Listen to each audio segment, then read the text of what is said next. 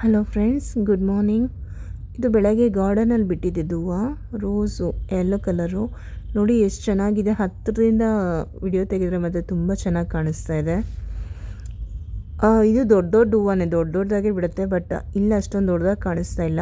But ರಿಯಲಾಗಿ ನೋಡೋಕ್ಕೆ ದೊಡ್ಡದಾಗಿದೆ yellow colour rose. ತುಂಬ ಚೆನ್ನಾಗಿರುತ್ತೆ ಹೂವುಗಳು ನೋಡೋಕ್ಕೆ. ಈ ಮಳೆ ಜಾಸ್ತಿಯಾಗಿ ಎಲೆಗಳ ಮೇಲೆಲ್ಲ ಒಂಥರ ಚುಕ್ಕೆ ಚುಕ್ಕೆ ಥರ ಇದಾಗಿದೆ, ನೀರು ಜಾಸ್ತಿಯಾಗಿ ಮಳೆ ನೀರೋದು. ಇದು ರೆಡ್ ಕಲರ್ ಬಟನ್ ರೋಸ್. ಇದು ಚಿಕ್ಕ ಚಿಕ್ಕ ರೋಸುಗಳು ಒಂಥರ ಕುಚ್ಚೆ ಬಿಡುತ್ತೆ. ಚಿಗುರು ಬಂದಿದೆ ಅಂದರೆ ಫುಲ್ಲು ಒಂದು 5-6 ಮಗುಗಳಾದರೂ ಇರುತ್ತೆ. ಇದು ಬಟನ್ ರೋಸೆ, ಪಿಂಕ್ ಕಲರು. ಇದು ಅಷ್ಟೇ ಬಂಚಸ್ಸೇ ಬಿಡುತ್ತೆ. ತುಂಬ ಚೆನ್ನಾಗಿರುತ್ತೆ ನೋಡೋಕ್ಕೆ ಮಾತ್ರ ಕ್ಯೂಟಾಗಿ. ಇದು ವಾಟರ್ ಲಿಲೀಸು. ನನ್ನ ಹತ್ರ 3 ಕಲರ್ ಇದೆ. ಇವಾಗ ಅರಳಿದ್ದು ಮಾತ್ರ ಪರ್ಪಲ್ಲು ಮತ್ತು ವೈಟ್ ಕಲರ್ 2 ಮಾತ್ರ ಅರಳಿತ್ತು.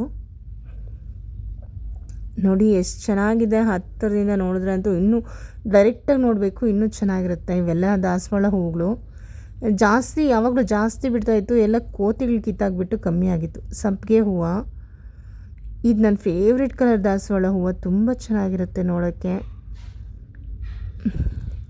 ಈ ಆರೆಂಜ್ ಕಲರ್ ಹೂವು ಅಂತೂ 2 ಕೈಯಲ್ಲಿ ಇಟ್ಕೊಬೇಕು, ಅಷ್ಟು ಅಗಲ ಇರುತ್ತೆ ಒಂದೊಂದು ಹೂವು. ದೇವ್ರಿಗಿಟ್ರೆ ಅಂತೂ ತುಂಬ ಚೆನ್ನಾಗಿ ಕಾಣಿಸುತ್ತೆ.